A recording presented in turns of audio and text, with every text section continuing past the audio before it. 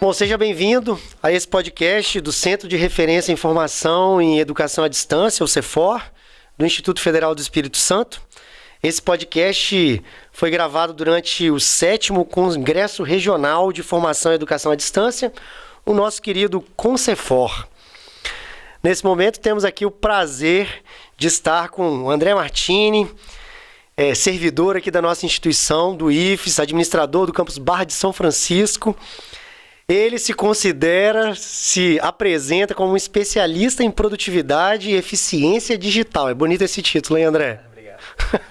É um prazer ter você aqui. Muito obrigado por estar com a gente. No CONCEFOR, no 7º CONCEFOR, a gente está trabalhando muito o tema da inteligência artificial. E o André é uma das pessoas que está puxando um pouco esse tema da inteligência artificial na instituição. Não só a produtividade e eficiência digital, mas também conectada à inteligência artificial.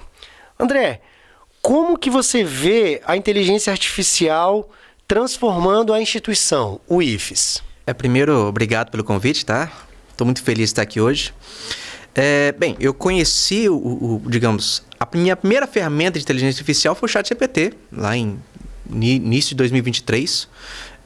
Conheci a ferramenta, comecei a trabalhar e vi que era algo diferente de tudo que eu já tinha trabalhado, né?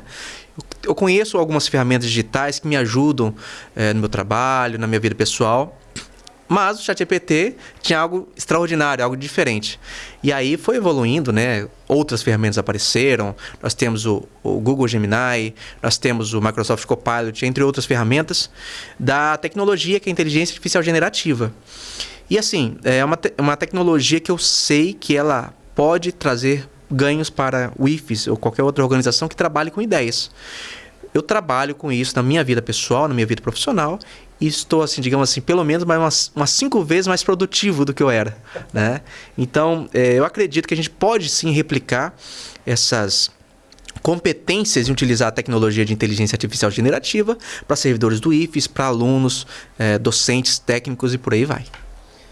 Pois é, você estava conversando comigo, né, que existe um grupo de trabalho agora de inteligência artificial no IFES, né? Esse grupo foi formado. Qual que é o objetivo desse grupo? Que áreas que ele está atuando ou pretende atuar? Como que é essa questão desse grupo de trabalho de inteligência artificial no IFES? O IFES, ele tem algumas cabeças, né? Pessoas que são muito ligadas à área de inteligência artificial e que podem contribuir. Então, assim, muitas ideias estão surgindo e a gente precisa escolher alguns caminhos para, enfim, criar algumas iniciativas para a instituição. A gestão, então, organizou esse grupo de trabalho. São pessoas que, algumas a gente ainda está buscando, né? Essas pessoas que entendem do assunto e que podem contribuir para criar iniciativas para a instituição. Dizer que o IFES está trabalhando em algumas frentes com relação à inteligência artificial. Então, o objetivo é esse, de fazer um alinhamento de ideias e de buscar foco, né? Onde a gente vai, por qual caminho a gente vai seguir com relação a essa temática. Tá? Esse que é o propósito principal do grupo de trabalho. Sim, entendi. Obrigado.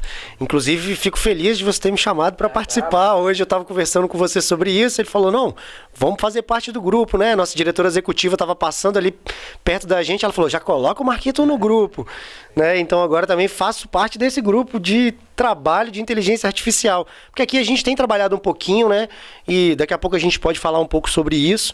Mas nós temos aqui no CEFOR trabalhado um pouco com inteligência artificial na Coordenadoria de Tecnologias Educacionais.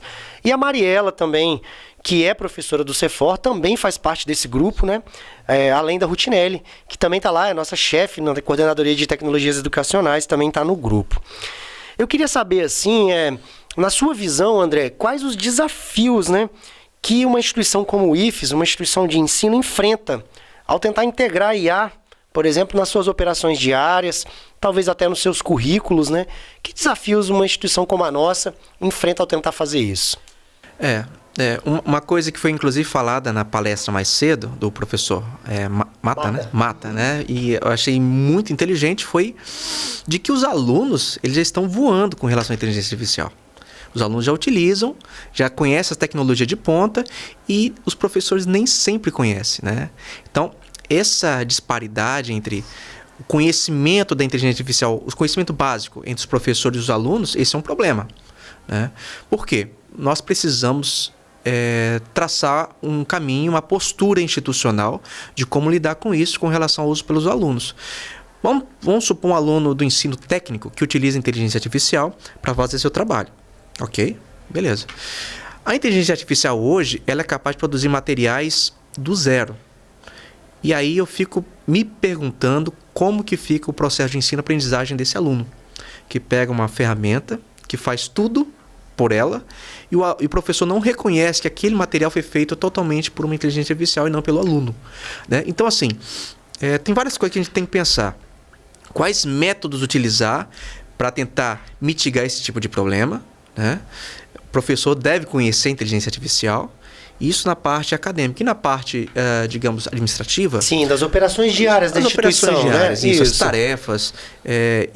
Eu já tenho outro ponto de vista, que é o que o servidor ele deve sim usufruir ao máximo das ferramentas. O que a gente tem de disponível, já tem em especial gratuito, né? O que a gente consegue utilizar hoje de forma gratuita que pode trazer para a gente eficiência e produtividade. Sim. E você vê desafios assim para os servidores adotarem isso? Ou que barreiras você enxerga assim que fazem com que o servidor não faça isso, por exemplo? A gente tem... Bom, tem pessoas que são contra a inteligência artificial e aí eu respeito, né?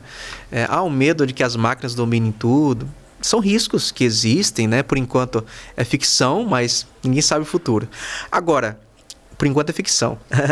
E hoje, na realidade, eu vejo que existe um grupo muito heterogêneo no serviço público. Pessoas que entendem bastante de computação e tem pessoas que ainda estão engateando até para usar sistemas básicos. O Windows, Word, Excel, PowerPoint, né? Eu, nos meus trabalhos com apresentações que eu tenho feito nos campi do IFES, tenho feito algumas viagens, tenho algumas marcadas para apresentar a inteligência artificial, eu parto do pressuposto de que existem pessoas que não sabem nada do uso, sei lá, de plataformas da internet. E aí eu acho que esse é o primeiro desafio, né, de vencer esses... De tentar instruir as pessoas de conceitos básicos da computação, da inteligência artificial, para então a gente conseguir avançar e criar prompts, né? Integrar isso no processo de trabalho. Tá? Então, eu acho que a primeira etapa a ser vencida é essa de, primeiro, quebrar os preconceitos. Como se houvesse uma resistência que precisa ser vencida, né? Resistência, um mau conhecimento do que é inteligência artificial, que antes... Confesso, há 3 anos atrás era coisa de outro mundo, né? Eu não imaginava trabalhar com inteligência artificial hoje. Agora, com o ChatGPT e outras mudanças que vieram, é possível a gente falar que qualquer pessoa que trabalha com informações e ideias consegue também trabalhar com inteligência artificial, né? Então a gente vence essas barreiras para conseguir integrar isso no nosso dia a dia.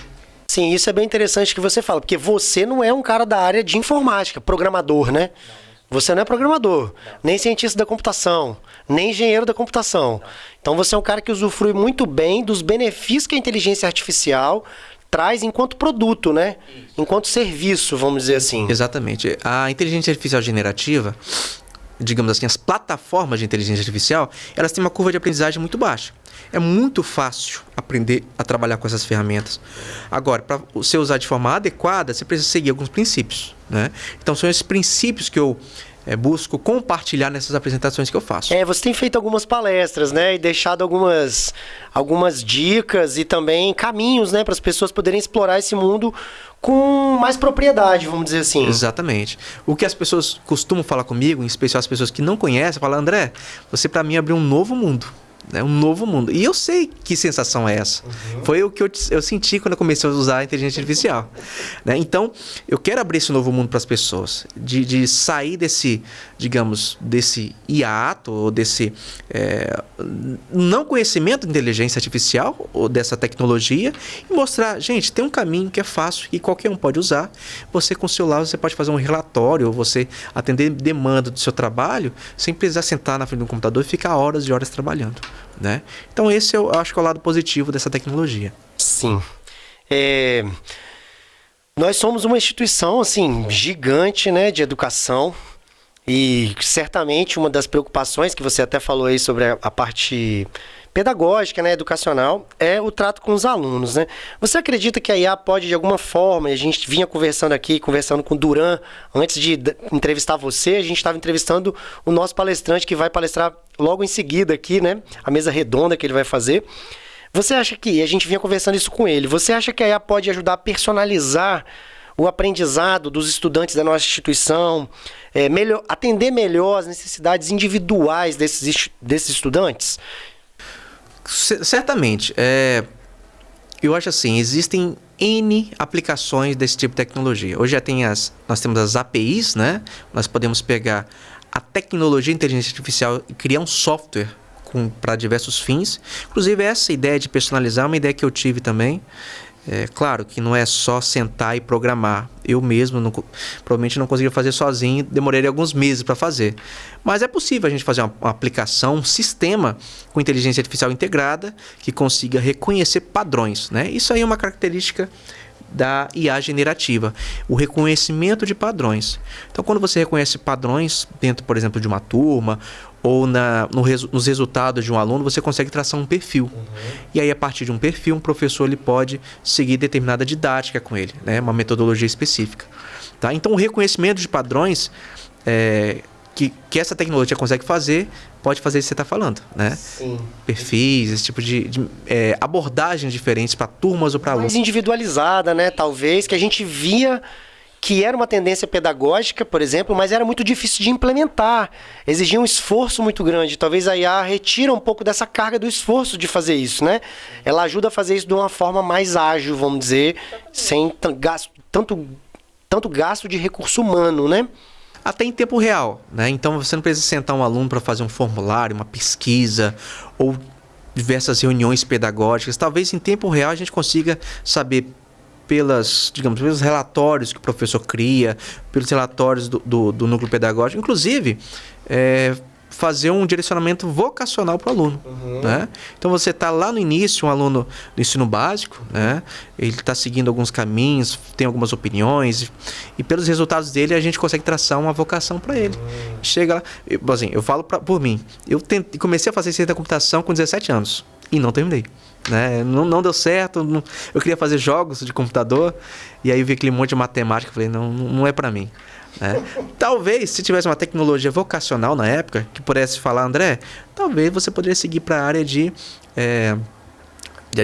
área administrativa, né? Que eu sou administrador hoje. Então, quem sabe, né? Essa tecnologia possa ajudar os futuros alunos a seguir um caminho mais direcionado a eles.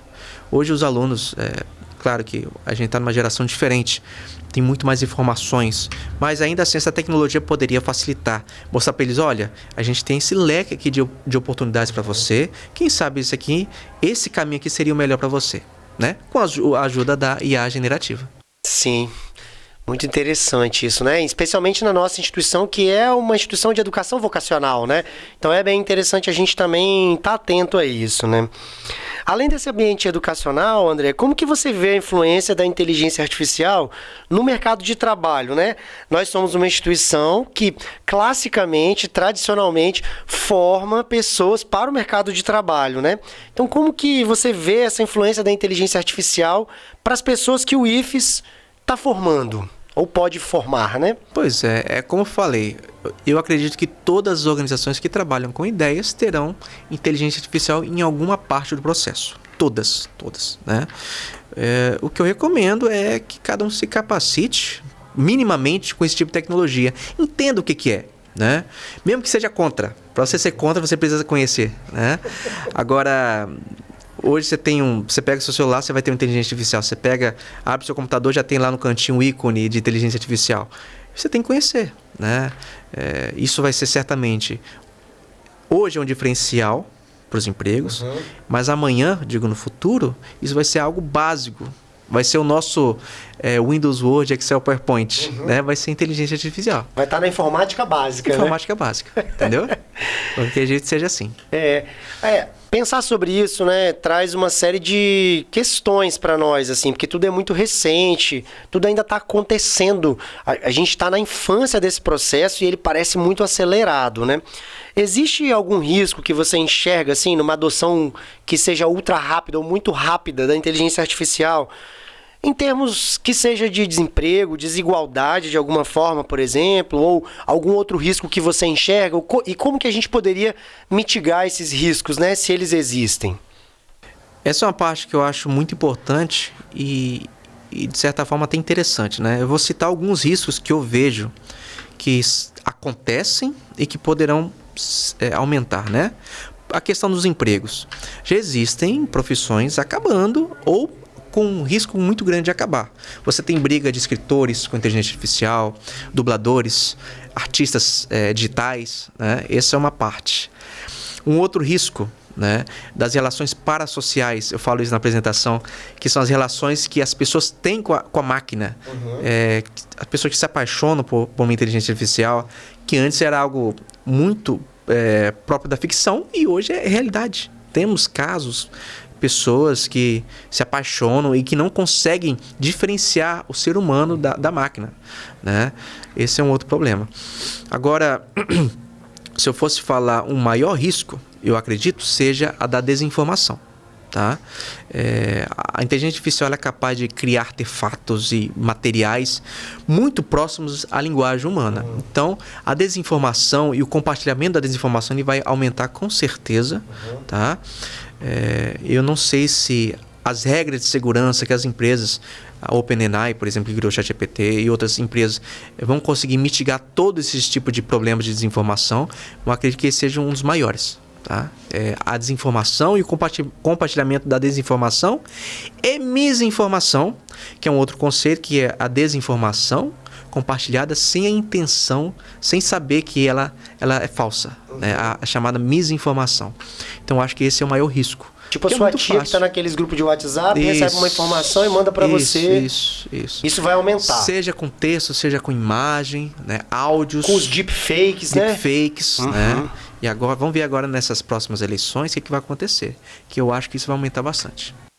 É um risco bem sério, que a gente já vinha sofrendo consequências da digitalização, da alta digitalização, mas talvez não no nível em que a gente vai ver agora, né? Isso, exatamente.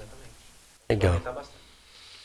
Bom, voltando para a nossa instituição, em relação ao IFES, né? O que você vê assim como próximas etapas do uso de inteligência artificial na nossa instituição? Se tem novos projetos ou colaborações que você pode compartilhar com a gente aqui, por exemplo. Eu acredito que essas próximas grandes iniciativas vão surgir do grupo de trabalho. Nós vamos ter uma reunião com o professor Jadir, nosso reitor, no final do mês, e a gente vai conversar com ele, ver qual que é a opinião da gestão com relação a essa temática, né? E a partir daí nós vamos começar a pensar em iniciativas. Eu acredito que o IFES deve focar em aplicações, né? Em buscar como a gente consegue, com o nosso corpo de trabalho, aplicar a inteligência artificial para melhorar a educação, a área acadêmica e o Espírito Santo como um todo, né? Nós temos muita gente capacitada, nós temos pessoas qualificadas para trabalhar nesse tipo de tecnologia. Então, assim, é escolher qual é o caminho. As opções são muitas, né? Nós temos muita gente que pode nos ajudar, mas aí seria a questão de escolher qual é o caminho. Então, eu acho que a aplicação da inteligência artificial que nós temos hoje seria o caminho que o IFES vai trazer. Entendi. Para nós aqui tem sido uma coisa muito especial utilizar a inteligência artificial, porque afinal de contas, né, eu, o Elton, que trabalha comigo no nosso setor, né, nas tecnologias educacionais, e todos os colaboradores ali do setor, nós estamos muito envolvidos nisso, porque a gente atende diretamente, faz formação dos professores, atende os professores, e a gente percebe assim que pode ser muito útil em várias áreas, né, como tradução dos ambientes virtuais para várias línguas, sem ter um trabalho imenso de ter que ficar criando códigos de tradução, criação de artefatos para salas virtuais, né, de uma maneira mais rápida ou automatizada. Também criação de ajudar o professor na criação de enunciado para questão, de bancos de questões, né? A gente conversava isso também com o Duran, que ele falou de alguns projetos que ele tem desenvolvido que são muito similares à coisa que nós estamos fazendo aqui. E acho que isso pode ser uma contribuição bem interessante que a gente pode trazer para o GT também, né? Para esse grupo de trabalho, ao trabalhar com você.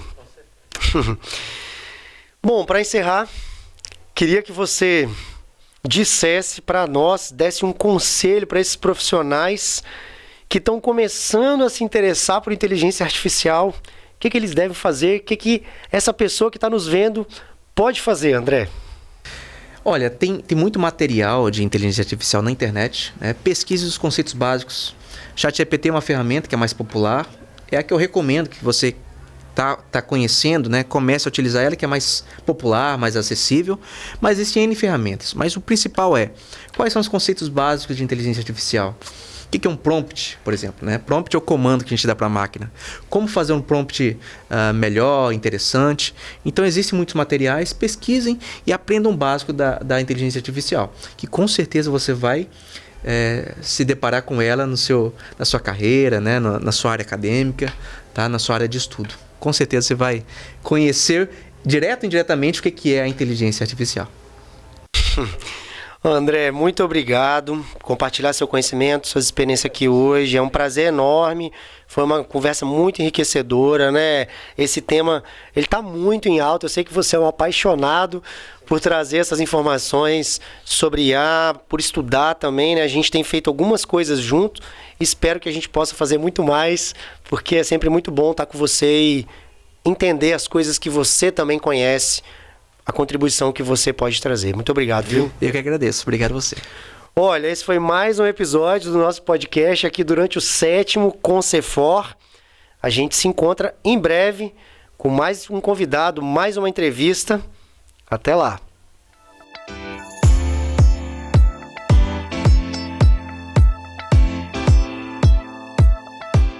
Peraí. Ó, lembra de se inscrever no canal, se você ainda não se inscreveu. A gente tem muito conteúdo interessante aqui. Também de curtir o vídeo, ajuda a gente a impulsionar e chegar a mais pessoas. Beleza? Não vai embora sem fazer isso não.